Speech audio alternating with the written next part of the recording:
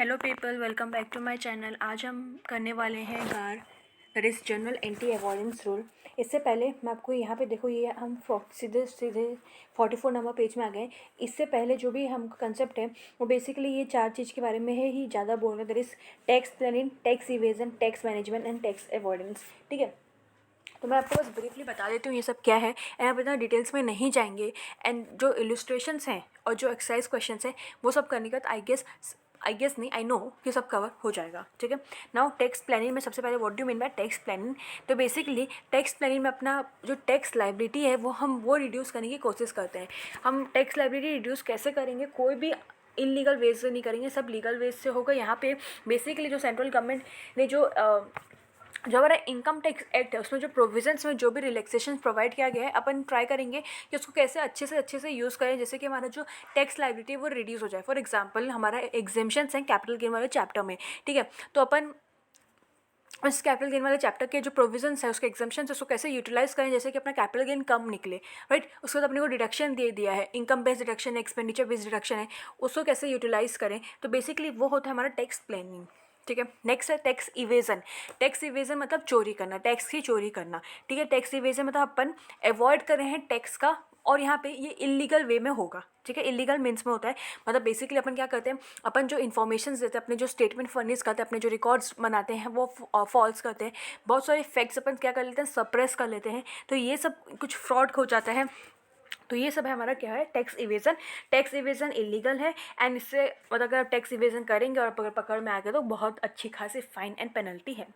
Now, third is tax management. Now, what do you mean by tax management? It is managing the tax affairs. ठीक है, इसमें क्या होता है कि यहाँ पे आपको जो भी टैक्स के ऑब्लिगेशंस हैं, राइट, आपको एडवांस टैक्स पे करना है, अपने को रिटर्न फाइलिंग करना है, अपने को कुछ नोटिस करना है, अपने को अपील करना है, जो भी हमारे मतलब बेसिकली जो भी टैक्स ऑब्लिगेशंस हैं उसको अपने को टाइम टू टाइम फुलफ़िल करना है। उसके लिए अपने को मैनेजमेंट चाहिए रहता है कि हाँ, मतलब एक आपके पास एक कैलेंडर होना चाहिए, आपको उसमें नोट डाउन कर लेना चाहिए कि आपको एडवांस टैक्स कब तक पे कर लेना है, आपको रिटर्न फाइलिंग कब तक कर लेना है। तो basically that is tax management. And now last is tax avoidance. Tax avoidance थोड़ा क्रिटिकल है समझने में। ये टैक्स इवेजन नहीं है, ये टैक्स प्लानिंग नहीं है, ये टैक्स मैनेजमेंट नहीं है। टैक्स इवेजन और टैक्स अवॉइडेंस डिफरेंट है। अवॉइडेंस में क्या होता है, अब हमेशा सब चीज़ें कुछ ना कुछ लूप होल्स होते हैं। नाउ आपके पास इतना दिमाग होना चाहिए कि आप उस लूप होल्स को एक्सप्लॉयट कर सकें, उसकी वजह से आप मतलब अपना गेन कर सकते हैं। यहाँ पे टैक्स अवॉइडेंस में आपका टैक्स बेनिफिट होना चाहिए।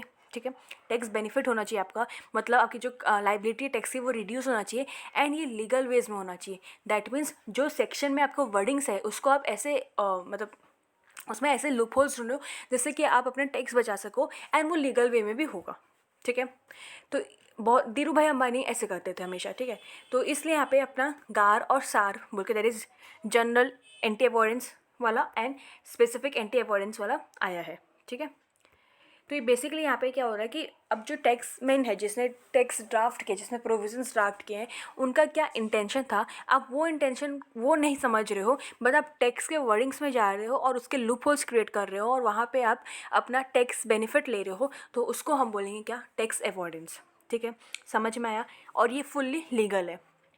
अब यहाँ पे इसको ये बहुत हद तक फैल गया था, तो इसको बचाने के लिए सबसे पहले स्पेसिफिक एंटी अवॉइडेंस रूल्स आए हैं। ठीक है, स्पेसिफिक एंटी अवॉइडेंस रूल मतलब कि गवर्नमेंट ने प्रोविज़न में ही कुछ कुछ ऐसे रूल्स इंसर्ट कर दिए, जब तक गवर्नमेंट को जहाँ जहाँ लग रहा था कि आप कुछ ना कुछ लोचा कर सकते हो, कुछ लूपहोल्स अगर गवर्नमेंट को भी पता चल जा रहा था on due course of time, तो वहाँ पे उन लोगों ने स्पेसिफिक एंटी अवॉइडेंस रूल का अपन बहुत सारे क्लब इन एक स्पेसिफिक एंटी अवॉइडेंस रूल है। ट्रांसफ़र प्राइसिंग ये एक सार है। ट्रांसफ़र प्राइसिंग में अपन एक नोटिफाइड जुरिडिक्शन एरिया वाले में पढ़े हैं, उसमें अपन ये पढ़े थे कि अगर बेसिकली उसमें क्या होता है कि वहाँ पे जो नोटिफाइड जुरिडिक्शन एरिया अपन पढ़े, राइट, स्विस बैंक वाला। स्विट्ज़रलैंड में क्या होता है कि वहाँ पे ऐसा कोई एग्रीमेंट नहीं है हमारी कंट्री के साथ कि वो इन्फॉर्मेशन एक्सचेंज करे, तो देयरफॉर वहाँ पे एक स्पेसिफिक एग्रीमेंट आ गया है, और उसमें अपन बोल रहे हैं कि अगर कोई भी पर्सन वहाँ से ट्रांजेक्शन कर रहा है तो अपन ये मान लेंगे कि वो एसोसिएट एंटरप्राइज से कर रहा है, एंड देन अपन उसमें ट्रांसफर प्राइसिंग के प्रोविजंस एप्लीकेबल हो जाएंगे। ठीक है, तो ये सब एक बेसिकली आपका स्पेसिफिक एंटी अवॉइडेंस रूल है। ठीक है, बहुत हद तक गवर्नमेंट ने क्या किया है, मिनिमाइज़ करने की कोशिश की है इस लूप होल को जो एक्सप्लॉइट्स हो रहे थे, बट अगेन कभी भी कुछ भी एक्सप्लॉइट हो जा सकता है। उसके लिए हमारा क्या आया है, गार आया है, that is general anti avoidance rule आया है। ठीक है, तो इसमें अगर ऐसा लगेगा कि गवर्नमेंट को ऐसा लगेगा कि जो प्रोविज़न बनाने का इंटेंशन था, उस इंटेंशन को आप अब खुद नहीं समझो, तो उस इंटेंशन को वैसे ना लेके अपने दूसरे वे में लिया है और अपना टैक्स बेनिफिट किया है, तो वहाँ पे आपका क्या लग जाएगा, गार लग जाएगा। ठीक है, पढ़ते हैं चलो। सबसे पहले यहाँ पे देखो, tax avoidance is not defined in tax statute.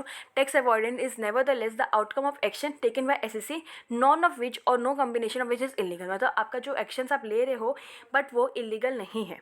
ठीक है, तो फॉलोइंग वेज में है कि ये legal exploitation of tax laws है अपने एडवांटेजेस में, मतलब आप जो भी यहाँ पे आपको प्रोविजन उसका आप एक्सप्लॉयट करो अपने एडवांटेजेस में, जो कि लीगल होना चाहिए। Every attempt by legal means to prevent or reduce tax liability which would otherwise be incurred by taking advantages and arrangement entered in solely or primarily for the purpose of obtaining tax advantage। तो basically इसमें अगर आपको wording देखना है तो आपका tax benefit होना चाहिए, एक्सप्लॉयटेशन होना चाहिए, लीगल वेज होना चाहिए। ठीक है, ये सब आपका कुछ वर्डिंग्स है जो आपको लिखना है।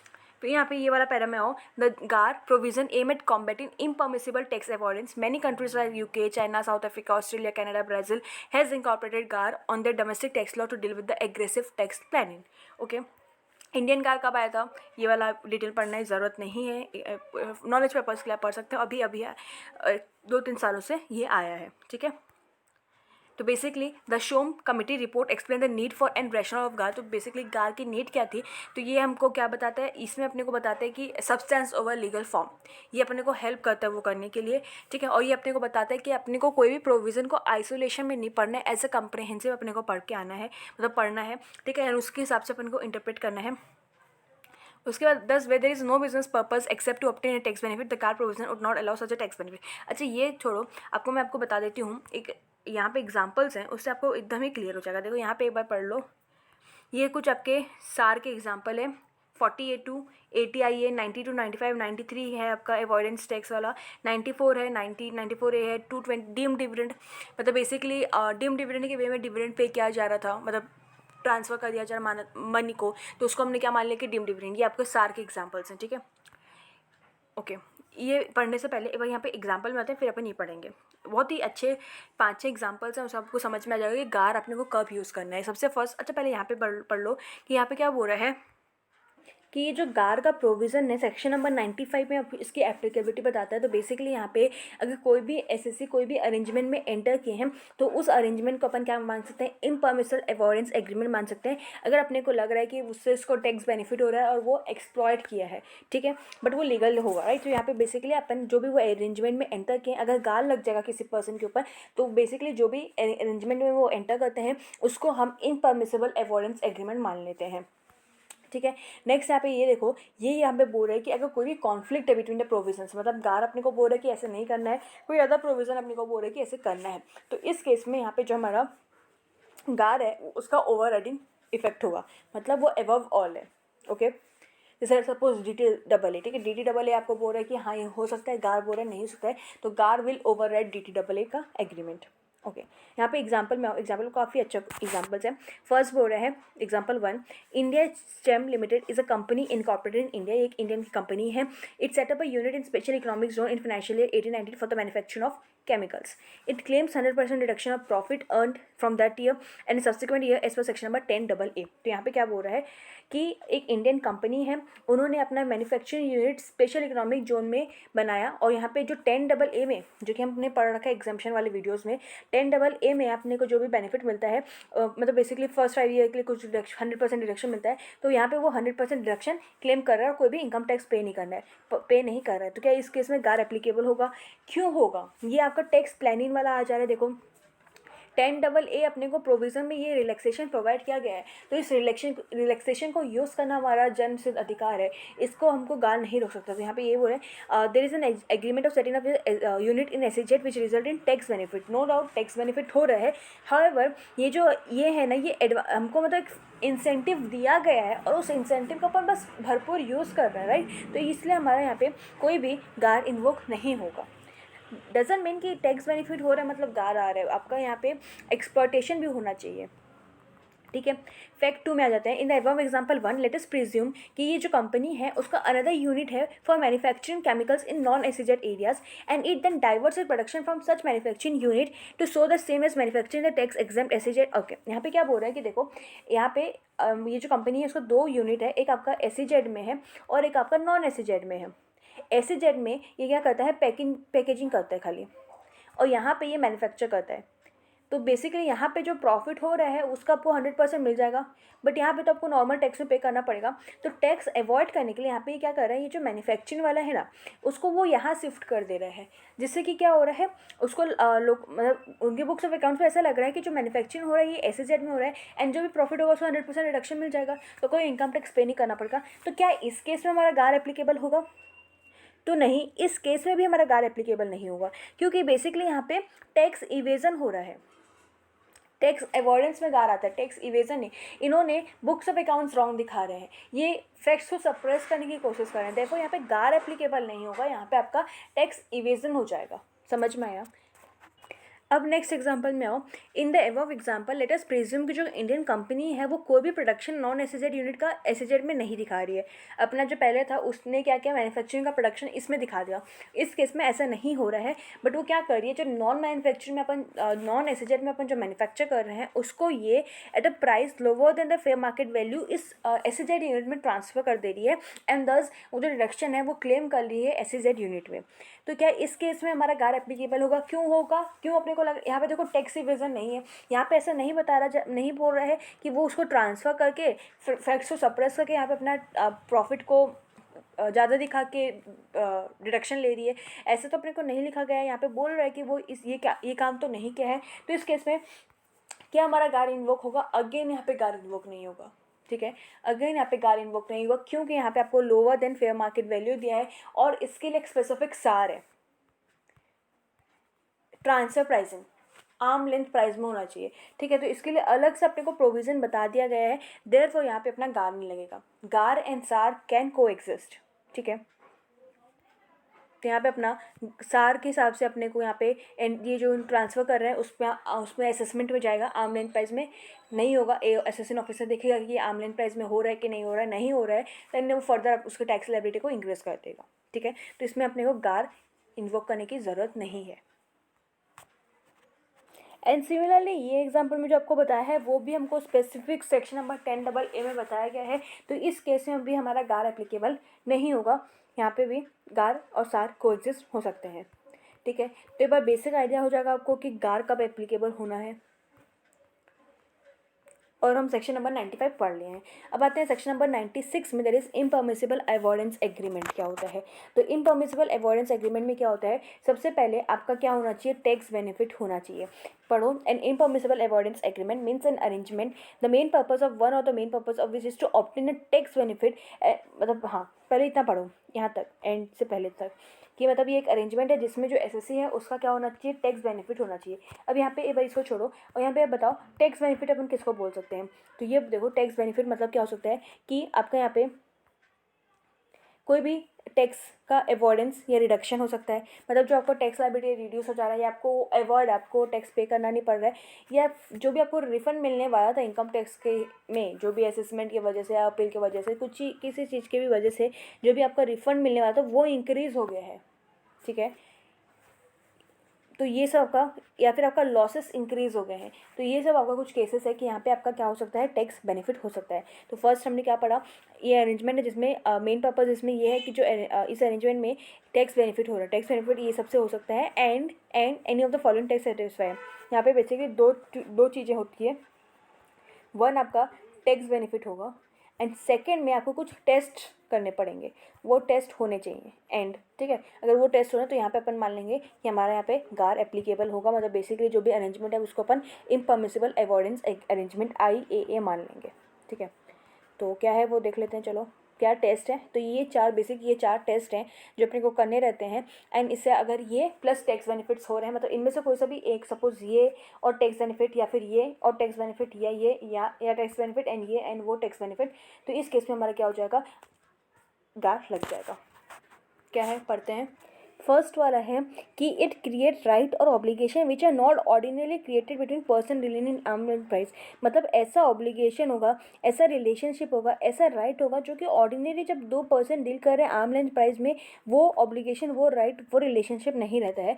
तो ये अपन मान सकते हैं तो यहाँ पे अगर आपका कोई भी अरेंजमेंट है जिसमें आपका टैक्स बेनिफिट हो रहा है और उसमें ऐसा राइट, ऐसा ऑब्लिगेशन, वर्डिंग्स में ध्यान दो, देखो फिर से बता रही हूँ, ऐसा कोई अरेंजमेंट में आप एंटर किए हो, आप एज एन एसएससी एंटर किए हो जिसमें आपको टैक्स बेनिफिट हो रहा है एंड ऐसा कोई राइट ऑब्लिगेशन क्रिएट हो रहा है जो कि अगर दो बंदे आर्म लेंथ प्राइस में ट्रांजेक्शन करते तो उनके बीच में ऐसा कोई राइट, ऐसा कोई ऑब्लिगेशन क्रिएट नहीं होता, तो वो जो अरेंजमेंट है अपन उसको क्या मान लेंगे, इम्परमिसिबल अवॉइडेंस एग्रीमेंट मान लेंगे। ठीक है, इसका एग्जांपल पढ़ते हैं और क्लियर होगा। पहले एक पढ़ते हैं, उसको एग्जांपल पढ़ते हैं, देन फर्दर पढ़ेंगे। तो basically the first tainted element यहाँ पे अपने को बता रहा है नॉट आर्म लेंथ प्राइस में, तो यहाँ पे ये ट्रांसफर प्राइसिंग वाला एप्लीकेबल नहीं होगा। मतलब बेसिकली यहाँ पे उस आर्म लेंथ प्राइस, उस ट्रांजेक्शन के बारे में बता रहा है जहाँ पे ट्रांसफर प्राइसिंग कवर नहीं होता है। तो बेसिकली ट्रांसफर प्राइसिंग हमारा एसोसिएट एंटरप्राइज के बीच में होता है। ठीक है, तो यहाँ पे जो ट्रांजेक्शन एसोसिएट एंटरप्राइज के बीच में नहीं हो रहा है वो ट्रांजेक्शन के बारे में बात कर रहे हैं। तो अगर वो इसके एग्जांपल में डायरेक्ट आते हैं, यहाँ पे क्या बोल रहा है, Ytech limited is a company resident in country C1, it enters into agreement with Z energy an Indian company. मतलब एक वाइटेक बोल की कंपनी थी जो कि अलग कंट्री में थी, वो एक ट्रांजेक्शन में एंटर कर रही है, कोई भी एक इंडियन कंपनी है, जेड कंपनी है। ठीक है, for setting up A power plant in India. तो बेसिकली यहाँ पे ये जो वाई कंपनी है वो पावर प्लांट सेटअप करना चाह रही है इंडिया में। तो it is a composite contract for an agreed price of $100 million। ठीक है, इतना प्रोजेक्ट का है। The payment has to be split in the following parts. तो मतलब बेसिकली यहाँ पे आपको $100 million का खर्चा आएगा। तो किस में कहाँ पे क्या क्या पेमेंट होगा वो बता रहा है। $10 million आपका होगा for design of power plant outside India. ठीक है, 10 मिलियन आपका डिज़ाइन आउटसाइड इंडिया होगा। 70 million for offshore supplies of equipment etcetera not tax. यहाँ पे ये जो पेमेंट है, ओके शुरू से बताती हूँ। देखो $10 million यहाँ पे आपका किस लिए खर्चा लग रहा है, design power plant outside India. यहाँ पे आपको जो टैक्स पे करना पड़ेगा वो 10% के बेसिस में करना पड़ेगा। ठीक है, उसके बाद $70 million आपका यहाँ पे ऑफशोर सप्लाईज ऑफ इक्विपमेंट में खर्चा होगा जो कि टैक्सेबल नहीं है, एज कोई भी रोल हमारा पी इन इंडिया में नहीं है। तो यहाँ पे आपका, यहाँ पे देखो, यहाँ पे ये जो है इसमें आपका इंडिया में 10% का टैक्स लगेगा और ये 10 मिलियन का खर्चा है। 70 मिलियन का खर्चा है इक्विपमेंट के लिए और यहाँ पे इंडिया में कोई भी टैक्स नहीं लगेगा। एंड यहाँ पे 20 मिलियन का है लोकल सप्लाईज और इंस्टॉलेशन चार्जेस के लिए, जिसमें आपका जो नेट इनकम है उसमें आपका टैक्स लगेगा। ठीक है, तो इतना बताया। फिर यहाँ पे बोल रहा है it is found that the fair market value of offshore design in is about, तो ये जो 70 मिलियन है ये रियल में 30 मिलियन है। ठीक है, therefore it is under invoiced. On the other hand offshore supplies were over invoiced. एक सेकेंड, अच्छा सॉरी, ये ऑफशोर डिज़ाइन के बारे में बात कर रहा है। दैट मीन्स यहाँ पे ये जो 10 मिलियन है ना, ये जो 10 मिलियन है ना फर्स्ट केस में, ये आपका 30 मिलियन होना था। और यहाँ पे जो ऑफशोर सप्लाईज ये सेकेंड वाला है ना वो ओवर इन्वॉइस्ड है। मतलब यहाँ पे 70 मिलियन अपने को नहीं लगने वाला था, अपने को कुछ कम लगने वाला था, इससे अपन 50 मिलियन मान लेते हैं। तो अपने क्या देखा, देखो अपने को क्या समझ में आ रहा है इससे कि फर्स्ट केस में जहाँ पे अपने को 30 मिलियन लगना था वहाँ पे ये 10 मिलियन खर्चा किया है। क्यों? क्योंकि वहाँ पे इंडिया में टैक्स लगने वाला था। ठीक है, तो उसको ज़्यादा टैक्स पे करना पड़ता, देयरफॉर वो 10 मिलियन का एक बताया जिसमें उसको कम टैक्स पे करना पड़ेगा। एंड यहाँ पे जो जहाँ पे अपने को कोई भी टैक्स पे नहीं करना पड़ता वहाँ पे 70 मिलियन बताया, बट इन रियल सपोज वो 20 मिलियन या 50 मिलियन है, आपको अमाउंट नहीं दे रखा है। तो ये बेसिकली यहाँ पे ज़्यादा, यहाँ पे टैक्स हेवन है, यहाँ पे आपको टैक्स नहीं लग रहा है, दैट इसलिए यहाँ पे आपको ज़्यादा दिखा दे रहे हैं। ठीक है, तो ये क्या हमारा यहाँ पे ये हमारा हो गया कि इसने यहाँ पे क्या है, यहाँ पे अपना टैक्स बेनिफिट हो रहा है और यहाँ पे ये जो अरेंजमेंट में एंटर किए हैं वो आर्म लेंथ प्राइस में एंटर नहीं हुए हैं। कंसिक्वेंटली गार इन्वोक होगा और जो प्राइस है अपन उसको रियल में एलोकेट करेंगे, रीएलोकेट करेंगे और यहाँ पे जो भी आर्म लेंथ प्राइस डिटरमाइन होगा, ट्रांसफर प्राइसिंग लगेगा नहीं, बट जो ट्रांसफर प्राइसिंग की प्रोविजंस अपन जैसे आर्म लेंथ प्राइस निकालते हैं उस हिसाब से लगेगा। The allocation of price to different part of the contract has been defined in such a manner to reduce tax liability of foreign company in India. यहाँ पे देखो ये टैक्स लायबिलिटी रिड्यूस जो इंडिया में लगने वाली थी, इसको ये 30 के जगह 10 दिखा रहे हैं, इसको 70 दिखा रहे हैं, जो कि इतना है ही नहीं। ठीक है, तो बेसिकली वो टैक्स लायबिलिटी को रिड्यूस करना चाह रहा था इंडिया में, तो यहाँ पे ये हमारा क्या हो जाएगा, गार एप्लीकेबल हो जाएगा। तो ये हमारा फर्स्ट प्रॉपर्टी था कि टैक्स बेनिफिट हो रहा है, उनको टैक्स बेनिफिट हो रहा है और वो ऐसा कुछ एप्लीकेशंस क्रिएट करें जो कि आर्म लेंथ प्राइस में जनरली नहीं होते हैं। सेकेंड वाला क्या बोल रहा है कि अगेन टैक्स बेनिफिट ऐसा कोई अरेंजमेंट में एंटर कर रहा है जिसमें टैक्स बेनिफिट हो रहा है एंड रिजल्ट डायरेक्टली और indirectly in the misuse abuse of the provision of this act. तो मतलब बेसिकली टैक्स बेनिफिट हो रहा है और ऐसा कर रहे हैं जिससे कि आइदर मिसयूज हो रहा है या फिर अब्यूज हो रहा है प्रोविजन ऑफ द एक्ट का। इसका एग्जाम्पल पढ़ लेते हैं। ये भी बहुत अच्छा क्वेश्चन है, देखो यहाँ पे क्या बोल रहे हैं, under the provision of A tax treaty between Indian and country F4, मतलब बेसिकली एक अरेंजमेंट है बिटवीन इंडिया और एक कंट्री है जिसका नाम है F4। तो वहाँ पे क्या अरेंजमेंट है कि अगर कोई भी कैपिटल गेन अराइज हो रहा है, कैपिटल गेन क्यों अराइज हो रहा है, तो बेसिकली एक कंपनी है इंडिको, ठीक है, इंडिको बोल के एक इंडियन कंपनी है, अगर कोई भी बंदा उसका शेयर्स को सेल कर रहा है, देखो मैं आपको बताती हूँ क्या क्या केस है यहाँ पे। ओके, दो कंट्री है, इंडिया और F4 है, ठीक है। तो एक इंडिको बोल के कंपनी है, ठीक है, ये इंडिको कंपनी का शेयर्स जो भी सेल कर रहा है मतलब उसमें कैपिटल गेन अराइज होगा, तो वो जो कैपिटल गेन अराइज होगा वो एग्जेम्प्ट होगा। तो जो कैपिटल गेन अराइज होगा वो एग्जेम्प्ट होगा। क्यों एग्जेम्प्ट होगा, मतलब कुछ कंडीशंस है कि कैपिटल गेन एग्जेम्प्ट होगा। फर्स्ट कंडीशन है कि जो सेल किया, मतलब जो ट्रांसफरर है वो रेसिडेंट होना चाहिए F4 कंपनी का, F4 कंट्री का, ठीक है।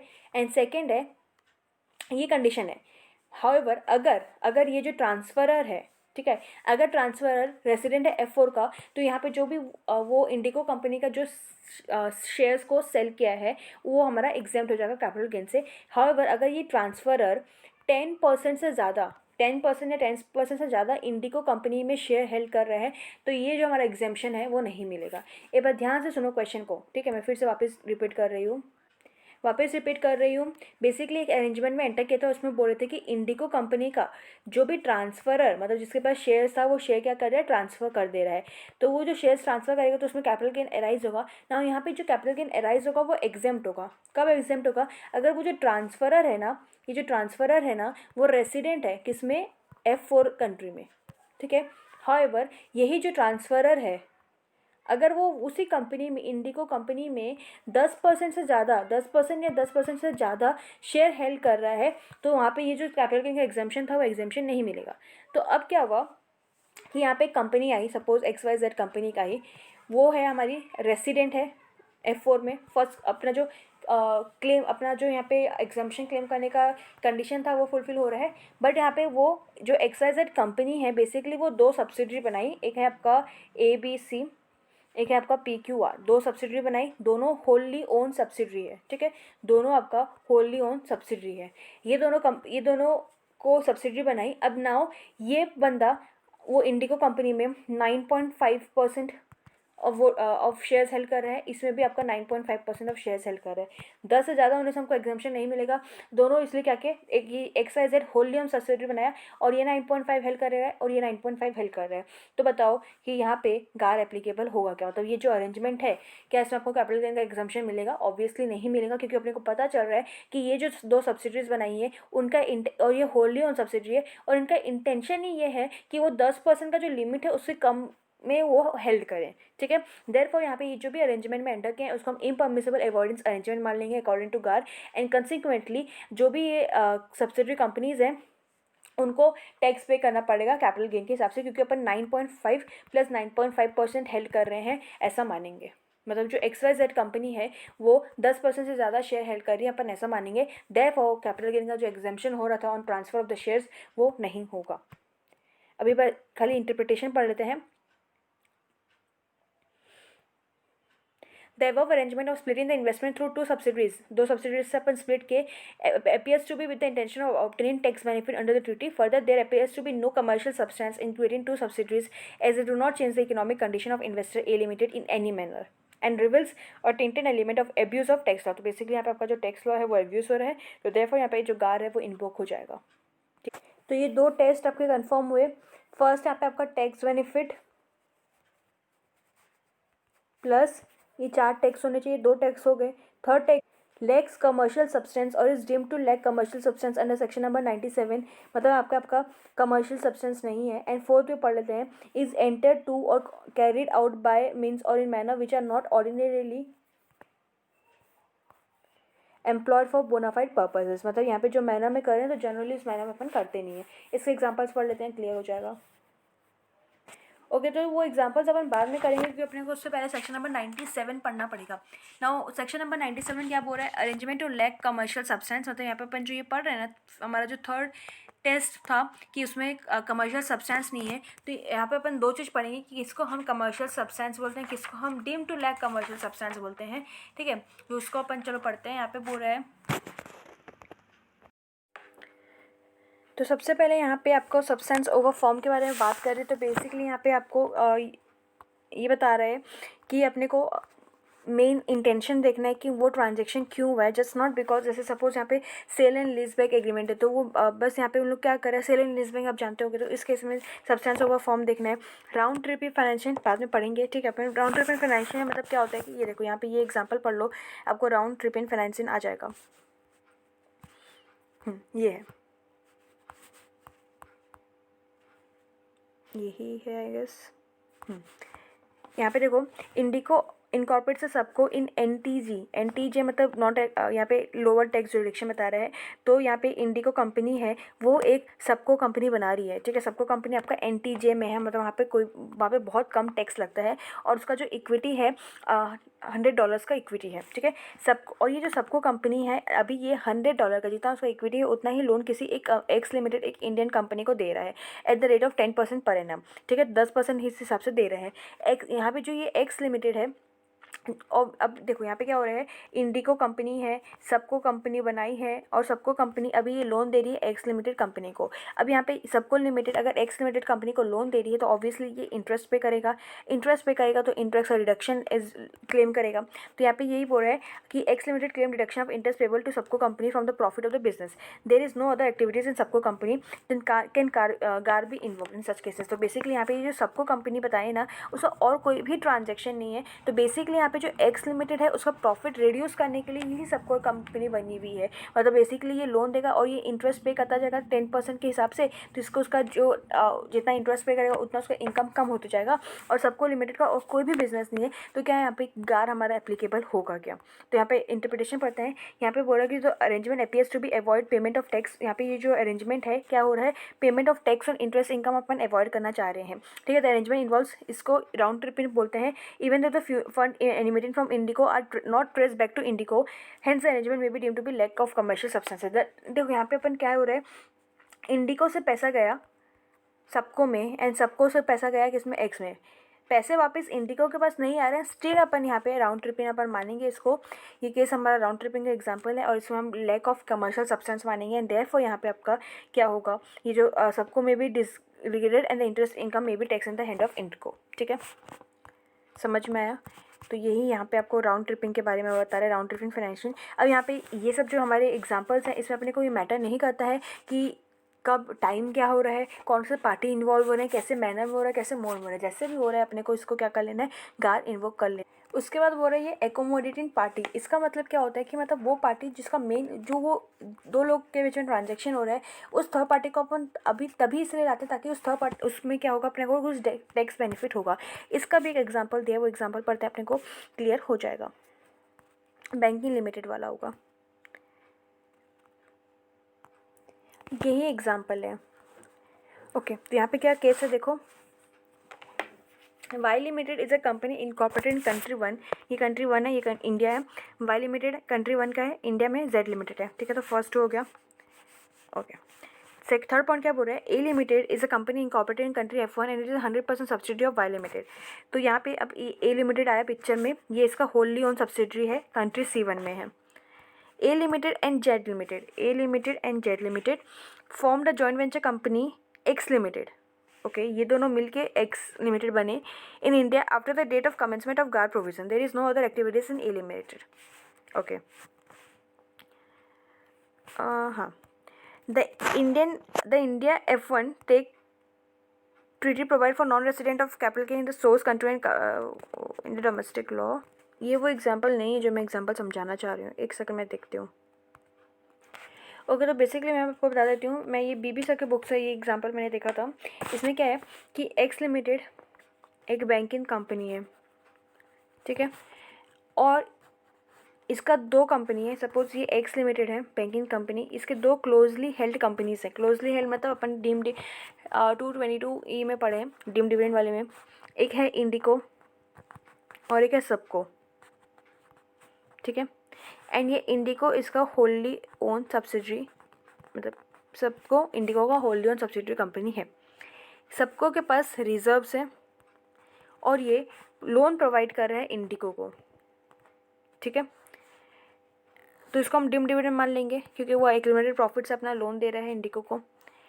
और यहाँ पे सबको क्या कर रहे हैं, सबको यहाँ पे ये जो लोन दे रहे हैं ना, बेसिकली एक्स लिमिटेड से लोन लिया, एक्स लिमिटेड बैंकिंग कंपनी, ये इससे लोन लिया है एंड ये सबको लिमिटेड किसको दे रहा है, इंडिको कंपनी को लोन दे रहा है। ठीक है, तो यहाँ पे क्या हो रहा है कि अगर अपन अच्छे से देखें तो बेसिकली यहाँ पे जो एक्स लिमिटेड है वो इंडिको कंपनी को पैसे दे रहे हैं, राइट। अब इंडिको कंपनी है, मैंने ऑलरेडी बताया कि ये इंडिया का है, ये हमारा कहाँ का है, ये आउटसाइड का है, आउटसाइड इंडिया है, और ये इंडिया का है। मतलब कि अगर यहाँ पे कंट्री वाई है, यहाँ पे इंडिया है, तो यहाँ पे आपका सबको है, और यहाँ पे आपका बैंक है, बैंक एक्स है, और यहाँ पे आपका इंडिको है, तो ये इसको लोन दे रहा है इनडायरेक्टली। तो यहाँ पे ये जो एक्स है इसको हम एकोमोडेंट पार्टी बोलेंगे, मतलब बेसिकली टैक्स बेनिफिट अराइज करने के लिए यहाँ पे अपन बैंक को सामने लाए हैं। ठीक है, तो इसलिए अपना यहाँ पे ये वाला भी हो गया एकोमोडेटिंग पार्टी। फिर element that have effect of offsetting और कैंसिलिंग ईच अदर। तो यहाँ पे क्या हो रहा है कि एक्स एक है, वाई एक है, एक्स की वाइफ एक है, वाई की वाइफ एक, देखो एक्स है, वाई है, एक्स की वाइफ है, वाई का वाइफ है, वाई की वाइफ है, एक्स का सन है, वाई का सन है, माइनर सन है। अब यहाँ पे अगर एक्स वाई की वाइफ को गिफ्ट देगा, वाई एक्स की वाइफ को गिफ्ट देगा, तो यहाँ पे अपना क्रॉस ट्रांसफ़र हो जाता था क्लबिंग के प्रोविज़न में, जो कि आपका सार है। ठीक है, तो देयरफॉर यहाँ पे अपना गार का कुछ लगेगा नहीं, क्योंकि अपना यहाँ पे सार लग रहा है। ठीक है, अगर यहाँ पे ये केस नहीं होगा, ये केस नहीं होके ऐसा होगा कि एक्स वाई की वाइफ को गिफ्ट कर रहा है एंड देयरफॉर वाई एक्स के माइनर सन को गिफ्ट कर रहे हैं, तो ये अपने क्लबिंग प्रोविज़न में एप्लीकेबल नहीं है, और यहाँ पे उन लोग ऑफसेट एंड कैंसिल करना चाह रहे हैं, तो इस केस में यहाँ पे अपना क्या लग जाएगा, गार लग जाएगा। समझ में आया? ओके, तो अपना गार अपन यहाँ पे क्या पढ़ रहे हैं, अपन किसको मानेंगे कि लैक ऑफ कमर्शियल सब्सटेंस है, राउंड ट्रिपिंग बता दिया, एकोमोडेटिंग पार्टी बता दिया, एलिमेंट दैट हैव ऑफसेटिंग या कैंसिलिंग ईच अदर। नेक्स्ट है a transaction which is connected through one or more person and disguise the value, location, source, ownership or control of fund which is subject matter of such transaction. तो ये through one or more person हो रहा है और उन लोगों को छुपाना चाह रहे हैं कि क्या वैल्यू, क्या लोकेशन, क्या सोर्स, ओनरशिप हो रहा है। जैसे कि मतलब अपन क्या कर रहे हैं, अब दो कंट्री के बीच में ट्रांजेक्शन्स हो रहे हैं। ठीक है, दो कंट्री के बीच में ट्रांजेक्शन्स हो रहे हैं, यहाँ पे टैक्स लग रहा है, यहाँ पे टैक्स लग रहा है, बट अपन इसको एक थर्ड कंट्री के थ्रू रूट कर रहे हैं, और ये थर्ड कंट्री में इसलिए अपन रूट कर रहे हैं क्योंकि एक टैक्स है, मतलब यहाँ पे टैक्स बिल्कुल नहीं लगता है, इसलिए अपन इसको इस कंपनी से रूट कर रहे हैं ताकि अपने को टैक्स इसमें पे करना पड़े, और इसमें तो अपने को टैक्स पे करना ही नहीं है। तो ये अपना ही हो जा रहा है कि इसमें अपन लोकेशन डिस्गाइज करने की कोशिश कर रहे हैं। सिमिलरली SEZ अपन दिखा रहे हैं कि अपने जो मैन्युफैक्चरिंग है वो SEZ में हो रहा है और प्रॉफिट अपन यहाँ पे बुक कर रहे हैं, बट यहाँ पे ये जो SEZ में कोई भी मैन्युफैक्चरिंग या प्रोसेसिंग नहीं हो रहा है। तो ये सब हमारा इसका एग्जांपल है कि बेसिकली अपन डिस्गाइज करना चाह रहे हैं लोकेशन, सोर्स, ओनरशिप को। ठीक है, या फिर यहाँ पे आपको सोर्स के बारे में बोल रहा है, तो बेसिकली कोई भी कंपनी, मतलब अपने को इतना ही बताया गया है कि इन लोगों को छुपाने की कोशिश कर रहे हैं। ठीक है, एंड ये पॉइंट भी लगभग वैसा ही SEZ वाला एग्जाम्पल टाइप का ही है। डी पॉइंट क्या बोल रहा है, it does not have any significant effect upon the business risk or net cash flows of any party to agreement apart from any effect attributed to tax benefit that would been obtain. तो यहाँ पे बोल रहा है इसका example, मतलब वो significantly कोई भी बिजनेस रिस्क को या नेट कैश फ्लोज को अफेक्ट नहीं कर रहा है, बट टैक्स बेनिफिट्स हो रहे हैं उससे, तो उसमें भी हमारे क्या लग जाएगा, गाल लग जाएगा। ठीक है, तो इसमें ये सब कुछ हमारे क्या हो गए, एग्जांपल्स हो गए लैक ऑफ कमर्शियल सब्सटेंस के। तो ये आपका ये थर्ड टेंटेड भी हो गया। फोर्थ में क्या दिया था कि मतलब ऐसा कुछ है कि जो बोनाफाइड जनरली वैसा कुछ होता नहीं है, जो मैंने जो प्रोसीजर में कर रहे हैं जनरली वैसा होता नहीं है, तो इसको हम फोर्थ एलिमेंट बोलेंगे। ठीक है, उसके बाद सेक्शन में जो सेक्शन नंबर 98 में बेसिकली थोड़ा अच्छे से पढ़ लेना है। यहाँ पे एक चीज़, हाँ यहाँ पे एक चीज़ और बताना भूल गई कि अगर कोई भी अरेंजमेंट होता है, मतलब कुछ भी अरेंजमेंट होता है, उसको अगर अपन इम्परमिसिबल अवॉइडेंस एग्रीमेंट बताते हैं, तो इसको प्रूफ करवाना पड़ेगा कि क्यों इम्परमिसिबल अवॉइडेंस एग्रीमेंट है। ठीक है, इसको और यहाँ पे प्रूफ करने की अथॉरिटी किसके पास रहेगी, एसेसिन ऑफिसर के पास रहेगी। Now consequences of इम्परमिसिबल avoidance agreement, क्या कंसेक्वेंसेस होगा, तो बेसिकली जो टैक्स बेनिफिट उनको मिलने वाला था वो टैक्स बेनिफिट उनको नहीं मिलेगा। उसके साथ साथ अपन क्या कर सकते हैं, disregard, combining or recharacterising and stepping of part of, मतलब बेसिकली अपन डिसरिगार्डिंग कर देंगे, उनको बोलेंगे वापस से ये ट्रांजेक्शन्स करो, या अपन ट्रीट करेंगे impermissible avoidance agreement that it has not been enter into or carried out, या फिर अपन ऐसा मानेंगे कि ऐसा कभी हुआ ही नहीं था, ये जो ट्रांजेक्शन्स लिए हो तो उस ट्रांजेक्शन्स हुआ ही नहीं था, देयरफॉर आपका इनकम जो है वो रिड्यूस नहीं होगा। ठीक है, कोई एकोमोडेंट पार्टी को डिसरिगार्ड कर देंगे, जो बैंक हमने पढ़ा था। ठीक है, उसके बाद अपन जो भी पर्सन कनेक्टेड हैं उसको डिसरिगार्ड कर देंगे, या फिर अपन रीएलोकेट कर देंगे, जैसे हमने इनवॉइस वाला पढ़ा था, रीएलोकेट करने वाला, वो रीएलोकेट कर लेंगे जो भी हमारा एक्रूअल रिसिप्ट वगैरह होगा, या फिर ट्रीट करेंगे रेसिडेंस को या एग्रीमेंट को, या फिर अपन corporate of lift in veil कर सकते हैं। ठीक है, समझ में आया। इतना जैसे क्रिएट करने की ज़रूरत है, इतना कुछ अंदर से जाने की ज़रूरत नहीं है। क्वेश्चंस कर लेंगे। इसके बाद यहाँ पे कुछ गार प्रोविजंस के सीबीडीटी सर्कुलर कुछ क्लैरिफिकेशंस हैं, पढ़ लेते हैं। क्वेश्चन नंबर 1 है कि will GAAR B invoked if सार अप्लाइज। तो यहाँ पे बोल रहा है कि जो गार है और जो सार है वो को एग्जिस्ट हो सकते हैं, applicable as may be necessary in the fact and circumstances. तो यहाँ पे बोल रहा है कि ये साथ में को एग्जिस्ट कर सकता है। सेकेंड बोल रहा है will GAAR be applied to deny treaty eligibility in case where there is a compliance with LOB test of treaty. इसमें से एक इम्पॉर्टेंट चीज़ और बता देती हूँ यहाँ पे। ये सब क्लैरिफिकेशन के बाद एक इम्पॉर्टेंट चीज़ है हमारा 3 करोड़ का अमाउंट। ठीक है, ये वाला आपको बताया मैंने कि जो गार प्रोविजंस है वो एप्लीकेबल होगा अगर जो टैक्स बेनिफिट है वो 3 करोड़ से ज़्यादा होगा तो। ठीक है, चलो अभी क्वेश्चन करते हैं। क्वेश्चन में अपने को सबसे पहले पूछा है distinguish between tax planning and tax evasion.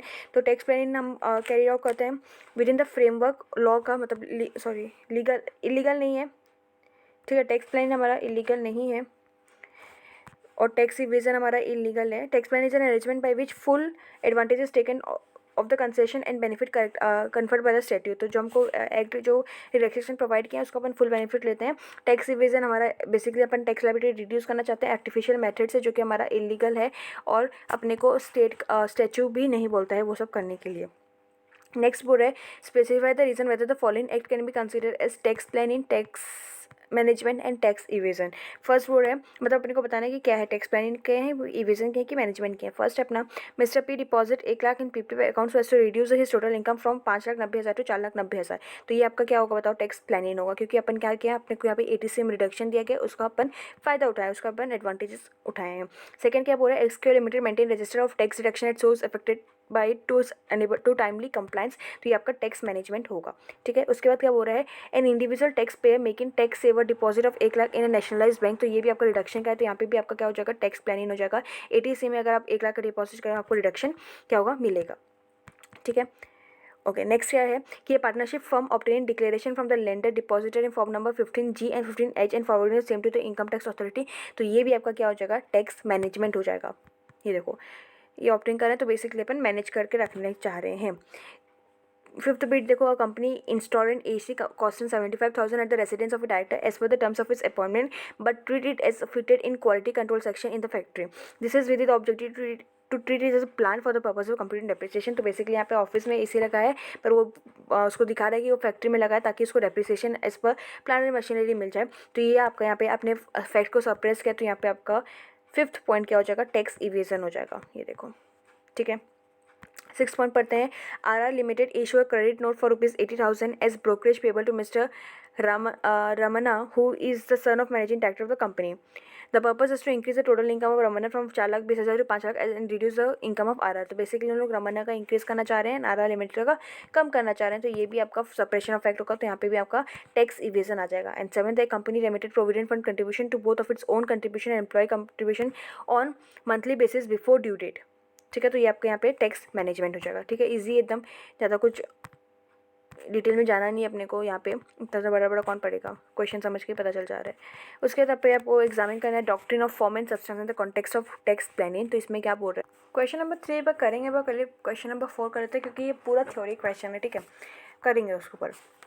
Question number 4 को बोल रहा है कि जो merger of a loss making company है, मर्जर हुआ है लॉस मेकिंग कंपनी का विद प्रॉफिट मेकिंग, जो कि रिजल्ट हुआ है which okay the merger of a loss making company with a profit making one results in loss setting of profit a lower net profit and lower tax liability of the merge company. यहाँ पे गार applicable होगा क्या, तो यहाँ पे अपना ये जो भी है ये मर्जर एंड एमलगमेशन में ऑलरेडी कवर है स्पेसिफिक एंटी अवॉइडेंस रूल में। देयरफॉर जो गार है उसे यहाँ पे को इन्वोक नहीं करना है। हाउएवर यहाँ पे उनको सीबीडीटी सर्कुलर में बोला है कि ऐसा नहीं है कि अगर अपने पास सार है तो अपने पास गार नहीं हो सकता, दे कैन को एक्सेस, बट यहाँ पे ऑलरेडी स्पेसिफिक रूल है तो अपन काहे को गार लाएं। ठीक है, नेक्स्ट क्या बोल रहा है in the above fact let us presume the profit making company merges with the loss making one and result in losses setting of profit a lower net profit and lower tax liability. तो इस case में भी आपको क्या बोल रहा है कि ऐसा के लिए अपने पास कोई भी सार नहीं है, बट अगर हाई कोर्ट का ऑर्डर ऐसे बोल रहा है तो अपने को गार इन्वोक करने की ज़रूरत नहीं है, वरना अपन यहाँ पे गार इन्वोक कर सकते हैं। क्वेश्चन नंबर 5 क्या बोल रहा है A choice is made by a company by acquiring an asset on lease over outright purchase. Company claims deduction for lease rental in case of acquisition through lease rather than depreciation as in case of purchase of the asset. तो क्या यहाँ पे अपना गार applicable होगा क्या, question फिर से पढ़ते हैं यहाँ पे। एक है मतलब एक चॉइस इज बिन मेड, एक choice is been made by the company, मतलब वो एक एसेट को ले रहा है, मतलब वो परचेज नहीं कर रहा है, ठीक है, वो परचेज नहीं कर रहा है, वो एसेट को लीज ले रहा है। और कंपनी क्लेम डिडक्शन कर रहा है for lease rental in case of acquisition through lease rather than depreciation. मतलब देखो अगर परचेज करता है तो डेप्रिसिएशन लगता, लीज मेरी है तो लीज रेंट आपको पे करना तो उसका रिडक्शन मिलेगा। तो क्या यहाँ पे गार एप्लीकेबल होगा? तो यहाँ पे गार एप्लीकेबल नहीं होगा, क्योंकि वो जस्ट एक सिलेक्ट किया, अब इसके पास दो ऑप्शन थे, दो चॉइसेस, उसमें से सिलेक्ट किया है। तो कुछ भी ऐसा टैक्स इवेजन करने की या टैक्स बेनिफिट के लिए कुछ वैसा कुछ नहीं किया है, ठीक है। क्वेश्चन नंबर 6 में आते हैं, एंड देन हमारा क्वेश्चन नंबर 7 है। क्वेश्चन नंबर 6 में आते हैं और वो क्वेश्चन नंबर 3 भी बचा है। MS global architect company is a company incorporated in country F1. It is engaged in the business of providing architectural design services all over the world. It receives an offer from Lovely Resort Private Limited, an Indian company for design and development of resort all over India. तो basically यहाँ पे first para में क्या बोल रहा है कि एक आर्किटेक्ट कंपनी है जो कि F1 कंट्री में, बाहर की कंट्री है, वहाँ वो क्या उसको ऑफर मिला है किससे? लवली रिसोर्ट से, जो कि इंडियन कंपनी है, डिज़ाइन वगैरह करवाने के लिए। इंडियन F1 टैक्स ट्रीटी, तो इनके बीच में, इंडियन और F1 के बीच में टैक्स ट्रीटी है, वो प्रोवाइड करता है कि जो भी architecture services or technical services and payment for the same to the country may be tax in India. तो यहाँ पे ये बता रहा है कि ये जो आर्किटेक्चरल सर्विसेज प्रोवाइड करेगा, कौन प्रोवाइड करेगा? ये जो ग्लोबल कंपनी है वो हमारी लवली रिसोर्ट को जो भी प्रोवाइड करेगा उसको हम टेक्निकल सर्विसेज मानेंगे, एंड जो भी पेमेंट होगा उसमें वो इंडिया में टैक्स होगा। However if such professional services are provided by a firm और individual, then payment for such services are tax only if the firm has a fix base in India और stay of partners employ in India exceed 180 days. तो उसके बाद अपने को पहले तो बोल रहा है कि टैक्स होगा इंडिया में, बट अगर ये जो कंपनी है, अगर वो ये जो है ग्लोबल आर्किटेक्चर, अगर वो हमारी फर्म होगी या इंडिविजुअल होगी, तो यहाँ पे तभी हमारा टैक्स अपने को इंडिया में पे करना है, अगर ये जो फर्म के पार्टनर्स हैं या फिर जो एम्प्लॉयज़ हैं, अगर वो 180 डेज से ज़्यादा रह रहे हैं, ठीक है, तो ये अपने को यहाँ पे इंडिया में टैक्स होगा। तो यहाँ पे क्या किया? MS global architect form a partnership firm with third party having only a nominal share in F1। The firm enters into agreement to carry out the services in India. The company secondary is train man power to the firm. Thus the partnership firm claim that the treaty benefit and no tax was paid in India can such भी examine under गार। तो आपको समझ में आई गया होगा। Basically मैं question को फिर से रिवाइज करा देती हूँ। एक है जी कंपनी जी है, और एक यहाँ पे है कंपनी L है। ये आपकी F1 में है, ये आपका इंडिया में है। इंडिया और F1 का एक एग्रीमेंट में एंटर हुआ है। वहाँ पे ये बोल रहे हैं कि जो भी आर्किटेक्चरल सर्विसेज प्रोवाइड होगा बाहर से इंडिया में, तो उसमें उनको टैक्स पे करना है। हाउएवर अगर वो जो आर्किटेक्चरल सर्विसेज देगा वो अगर आपका फर्म है, ठीक है, तो या फिर कोई इंडिविजुअल है, तो अगर इनके जो मेंबर्स हैं, इनके जो एम्प्लॉयज़ होंगे, अगर वो 180 डेज से ज़्यादा रह रहे हैं इंडिया में, तो यहाँ पे उनको टैक्स पे करने की ज़रूरत नहीं है। तो यहाँ पे तो ये कंपनी था, इसलिए वो क्या किया, यहाँ पे एक फॉर्म इन लोग क्रिएट किए, एंड वो वहाँ पे फॉर्म में वो जो फॉर्म क्रिएट किए, सपोज XYZ फॉर्म क्रिएट किए, और बहुत ही कम % ऑफ शेयर था। इसमें क्या कि ये जो XYZ वाले हैं वो अब यहाँ पे आर्किटेक्चर सर्विसेज दे इंडिया कंपनी को, तो क्या यहाँ पे गार एप्लीकेबल होगा क्या? तो आंसर देखो, ऑब्वियसली होगा यहाँ पे। तो यहाँ पे बोला it is obvious that there was no commercial necessary to create a separate firm except, यहाँ पे मतलब कोई ज़रूरी ही नहीं था वो फर्म को क्रिएट करना, बस उसका सोल रीज़न फर्म क्रिएशन का यही था कि अपने को टैक्स बेनिफिट करना है।